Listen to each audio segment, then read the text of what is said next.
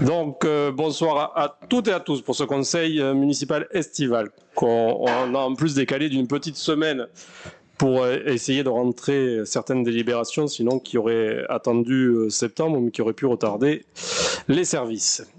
Thomas Guiraud, l'appel. Allez, bonsoir à toutes et à tous. Donc Armand Rivière. Présent. Rachel Sacussi. Absent, procuration à M. Bousquet. Manuel Bourguin. Absent, procuration à Mme Garcin-Soudo. Aurélie Mialon. Absent, procuration à M. Rivière. Jean-Marie Bousquet. Présent. Ah, je l'ai vu. Julie Garcin, donc, qui arrive. Thomas Guiraud, il est là. Daniel Desmoulins. Présent. René Verdet. Présent. Robert Vivares. Présent. Marie Balestero. Daniel Azemar. Xavier Moutou. Cécile Dos Santos. Absent, procuration à Mme Bentard. François Castillo. Absent, procuration à M. Moutou. Katia Siette. Absent, procuration à M. Guiraud. Georges Lopez. Nadia Bentard. Son nom, William Santos. Présent. Nicole Vicente. Absent, procuration à Mme Demoulin. Benoît Blanc. Absent, procuration à Mme Balestero. Anne Sutra de Germain. Absent, procuration à M. Berdec. Je te fais parler, Simon. Géraldine Bousquet. Marianne Chassagne. Alain Vogel-Singer. Valérie Forme. Kevin Vertichon. Pas là du coup. Annick Sadje. Et Sergi Vora. Qui arrive. Allez, on débute. Il faut désigner un secrétaire ou une secrétaire de séance. Et je propose Thomas Guiraud, avec la dynamique de l'appel, je ne doute pas qu'il sera un dynamique secrétaire de séance. S'il n'y a pas d'autres candidatures, qui est contre, qui s'abstient, qui est pour tout le monde, je vous remercie. Au préalable, une information qui a déjà été publiée sur les réseaux, le site de la commune. Vous savez que nous avons désaffecté un terrain qui était un terrain municipal dans le lotissement qu'on appelle lotissement des pompiers, je sais, Plague Bio, il me semble, dont est le nom. Donc on a lancé officiellement un appel à candidature en vue de la cession amiable d'un bien immobilier communal comme terrain à bâtir. Donc c'est la parcelle AW 1035, rue de la Fontaine des Fées, d'une contenance de 631 m². Elle est en zone UB du PLU, au sein d'un lotissement viabilisé.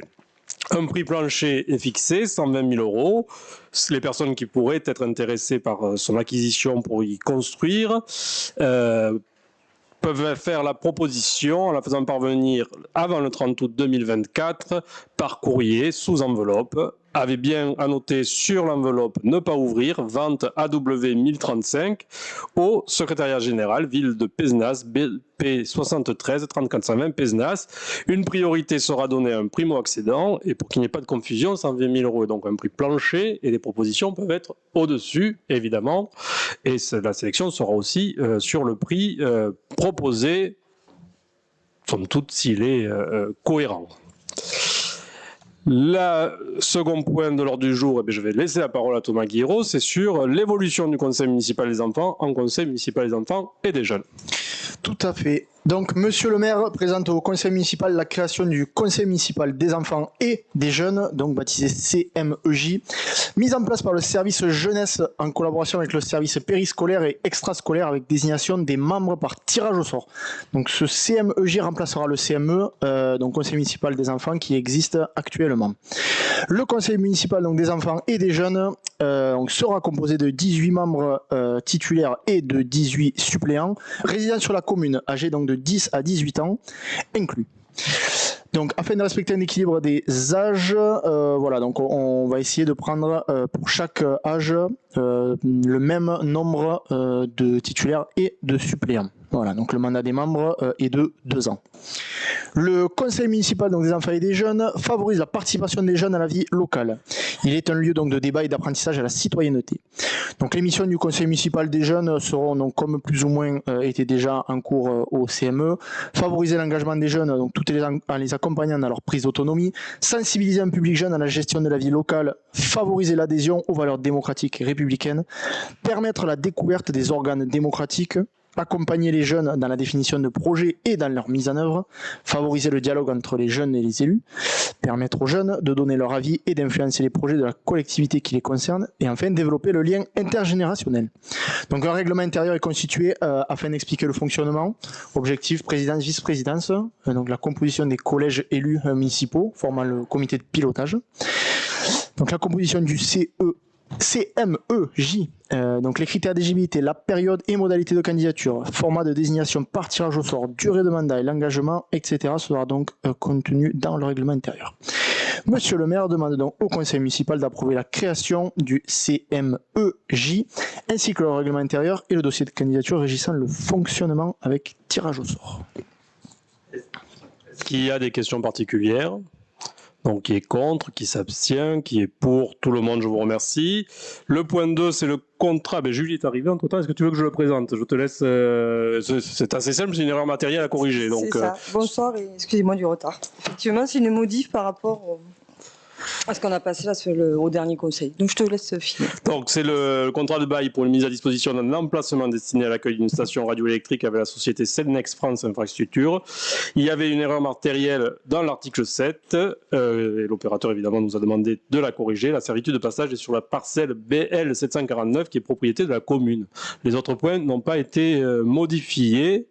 Est-ce que ça appelle des observations de votre part ? Qui est contre, qui s'abstient, qui est pour, tout le monde, je vous remercie. Et je continue avec l'approbation de la charte de lutte contre la cabanisation, les constructions irrégulières et l'habitat précaire. Donc, comme vous le savez ou comme vous le constatez, les pratiques liées à la cabanisation ou à des constructions irrégulières se multiplient ou se développent aussi bien à Pézenas qu'ailleurs sur des parcelles qui sont souvent des parcelles naturelles ou agricoles à notre PLU, voire des fois sur des terrains inondables. Elles prennent différentes formes, que ce soit des cabanons, des caravanes, des résidences légères de loisirs, des masées ou même des constructions. Sans autorisation, évidemment, je vous le précise si besoin l'était, contre lesquels la commune s'efforce de lutter à travers une politique de prévention. On informe assez régulièrement quand les ventes sont faites, voire parfois on préempte pour éviter que des dégradations ou des constructions illicites soient faites, par des contrôles et par la relève d'infractions d'urbanisme au niveau de la commune, à savoir que nous avons un agent qui est consacré en particulier à ça, puisqu'il avait des assermentations passées et qu'il a continué dans les services de la ville à suivre ce type de dossier, mais évidemment au service technique et même dans les services municipaux, d'autres l'épaulent ou d'autres font également ces missions. Donc tous les services de l'État et les collectivités les plus concernées ont renforcé depuis quelques années leur mobilisation respective avec le soutien de la mission interministérielle de l'aménagement du littoral. Cette charte elle vise à matérialiser les engagements de l'État et celui des communes qui jugent nécessaire d'être pris en présence du parquet, du procureur pour enrayer le développement de la cabanisation, pour mettre fin aux constructions précaires et vulnérables, pour identifier les situations de précarité sociale et pour prévenir les atteintes à l'environnement. Donc voilà, c'est un outil, c'est aussi un signal de dire que on ne laissera pas passer et que chaque fois qu'on le peut ou chaque fois qu'on le constate, on continuera, on cherchera des solutions s'il y a des solutions à trouver, mais on continuera à aller en justice s'il y a besoin d'aller en justice. Et avec cette charte, nous espérons avoir les outils juridiques et l'aide pour et aussi aider l'État quand c'est l'État qui le constate, puisque la DTM nous relève parfois des irrégularités que nous efforçons de corriger. Est-ce qu'il y a des questions particulières ? Qui est contre ? Qui s'abstient ? Qui est pour ? tout le monde, je vous remercie. Vous avez reçu le rapport de l'Assemblée spéciale des collectivités territoriales au conseil d'administration de la SEM locale BRL, pour laquelle la ville a des actions. Je ne sais pas s'il appelle des questions particulières de votre part, ce rapport. Donc voilà, il suffit de constater en séance que nous en avons pris acte et que le rapport vous a été joint. Donc c'est fait.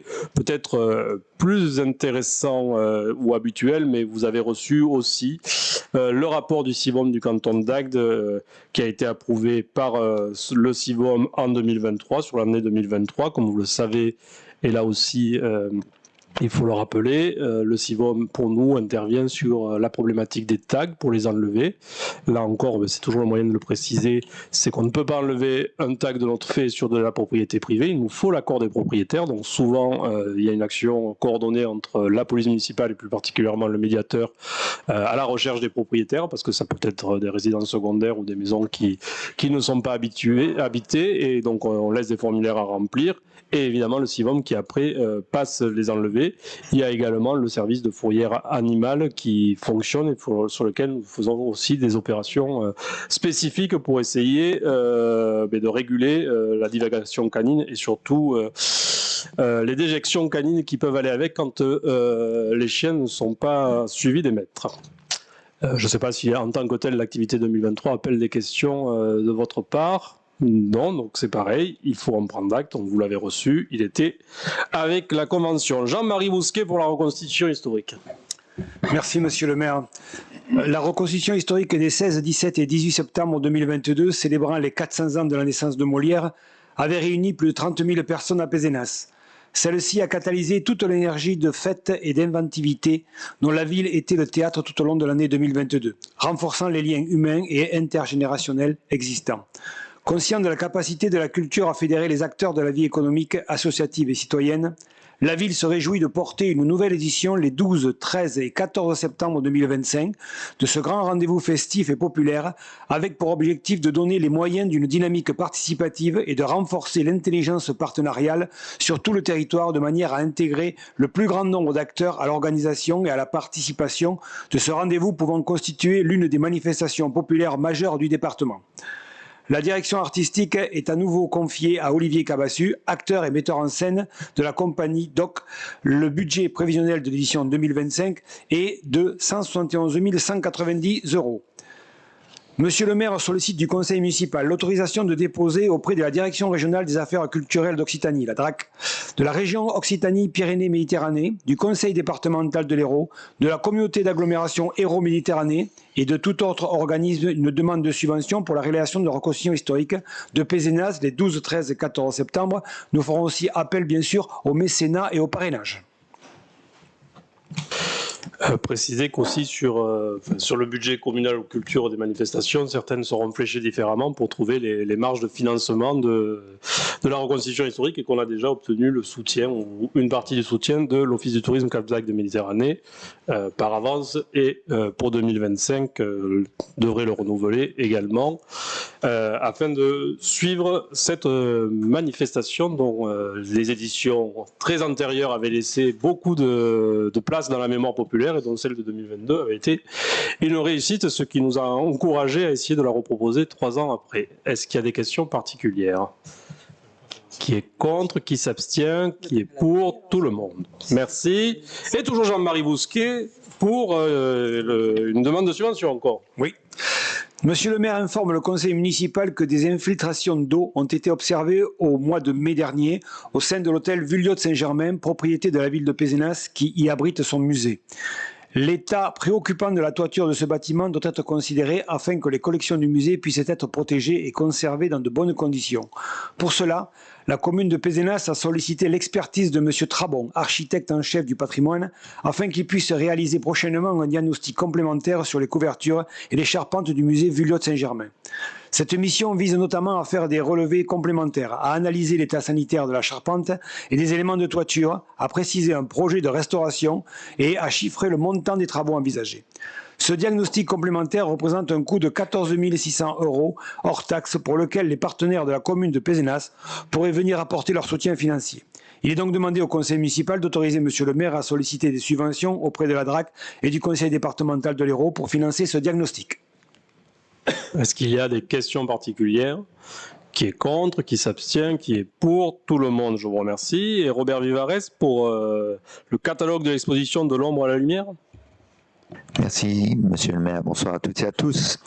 Donc, ce point concerne la convention de dépôt-vente des catalogues de cette exposition de l'ombre à la lumière qui est visible aujourd'hui sur le cours Jean Jaurès et ceci pendant tout l'été.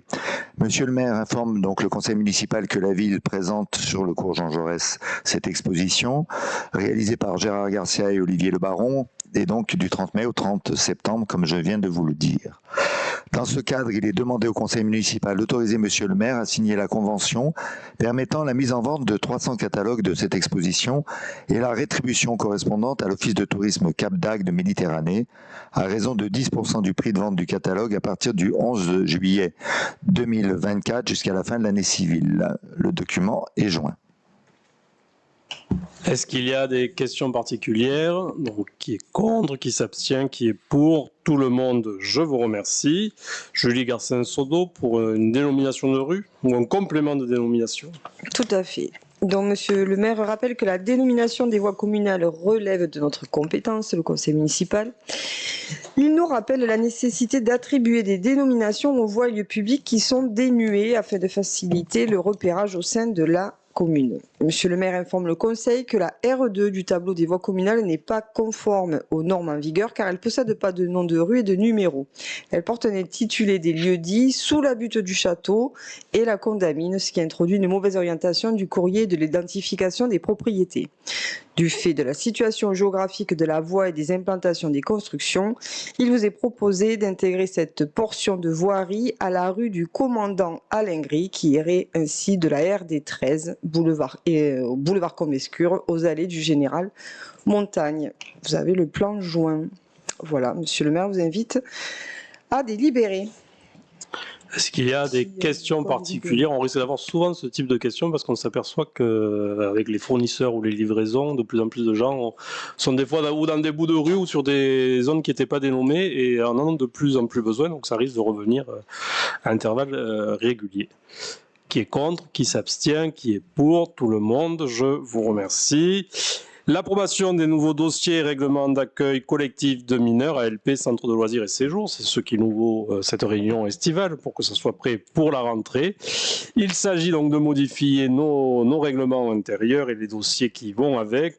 Et les principaux changements concernent les réservations de la restauration scolaire et des modes de garde, où on demandera aux usagers de s'y prendre 70 heures en amont via le logiciel ou directement au service des régies.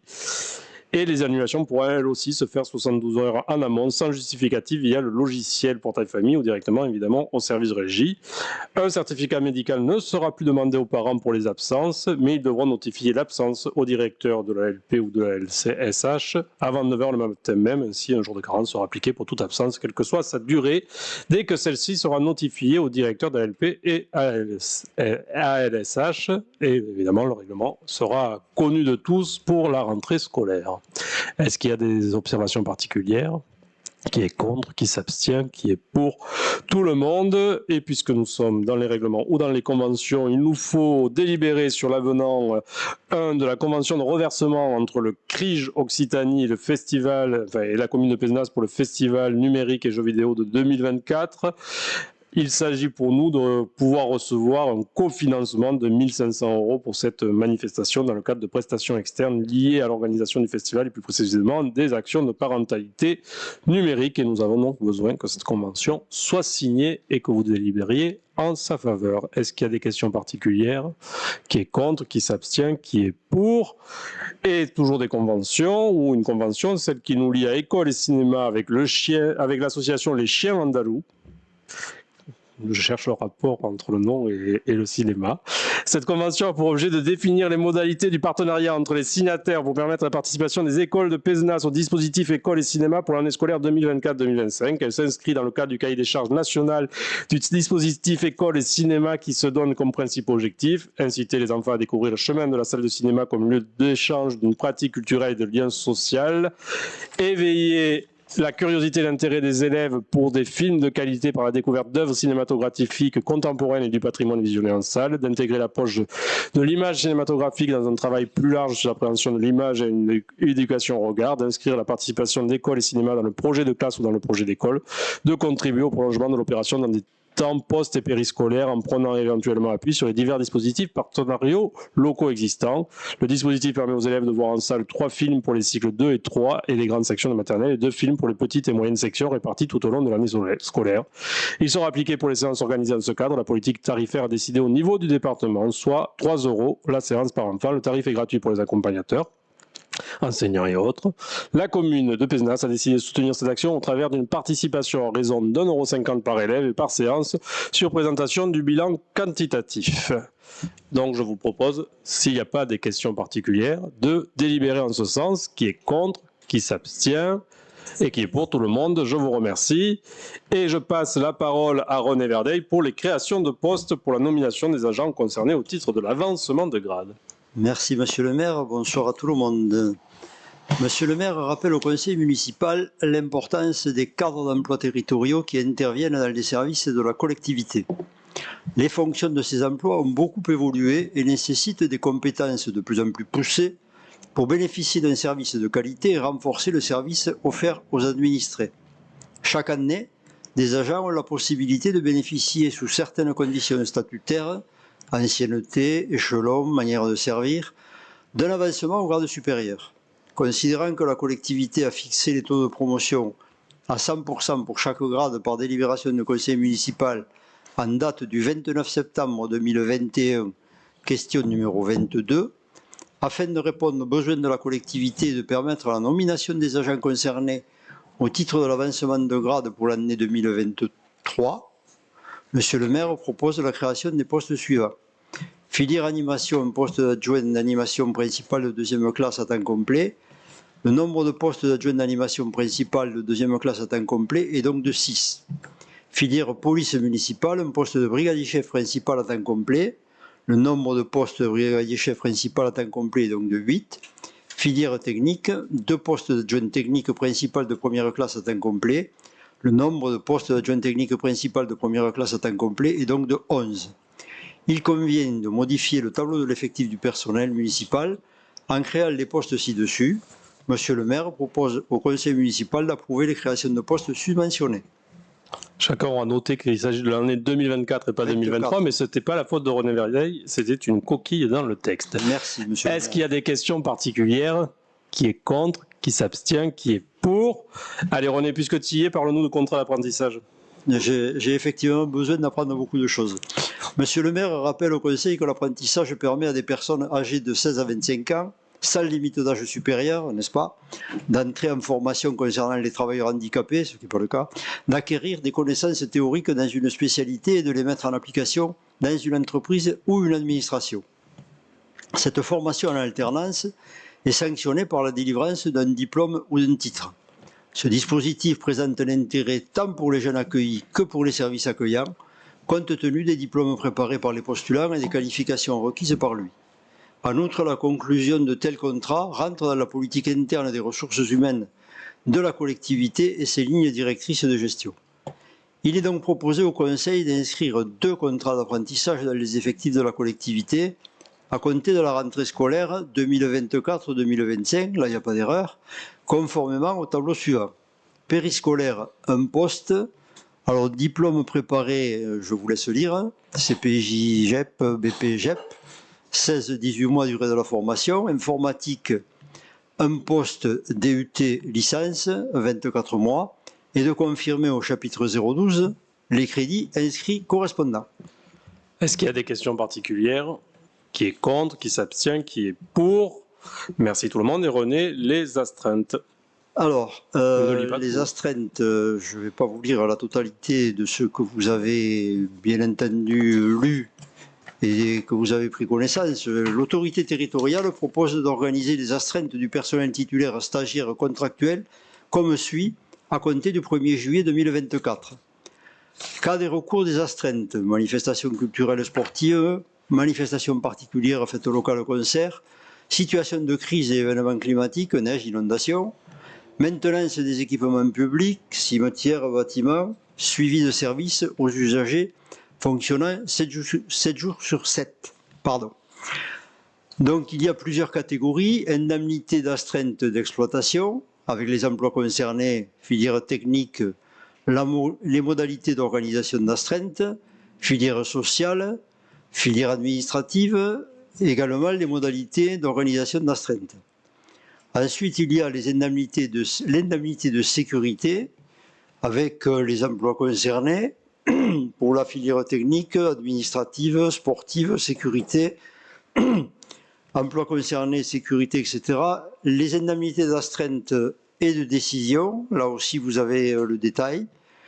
Et puis derrière, vous avez les modalités de rémunération et de compensation des astreintes, avec des montants de référence pour toute filière, pour la filière technique, l'astreinte d'exploitation, l'astreinte de sécurité, vous avez le détail donc de toutes ces astreintes et les montants qui sont attribués par rapport à ça, les indemnités d'intervention, montant de référence en vigueur au 12 novembre 2015 et au 17 avril 2015 filière technique, toute filière technique, toujours pareil.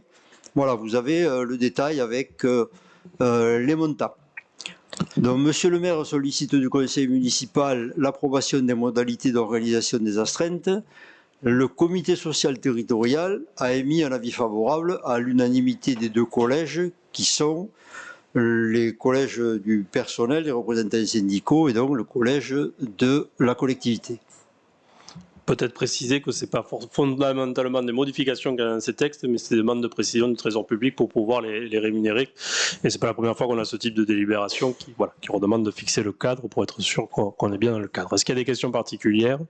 Qui est contre, qui s'abstient, qui est pour? Tout le monde. Vous avez reçu le compte-rendu des décisions de commande publique. Est-ce qu'il appelle des questions de votre part? Oui.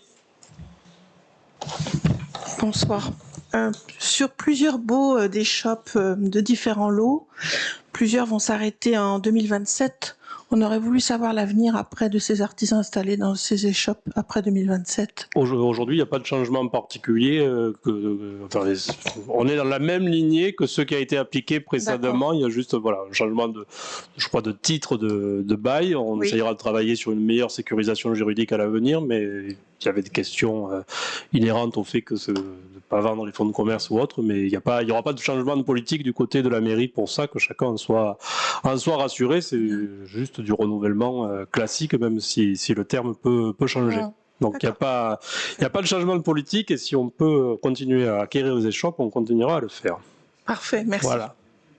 Est-ce qu'il y a d'autres questions particulières?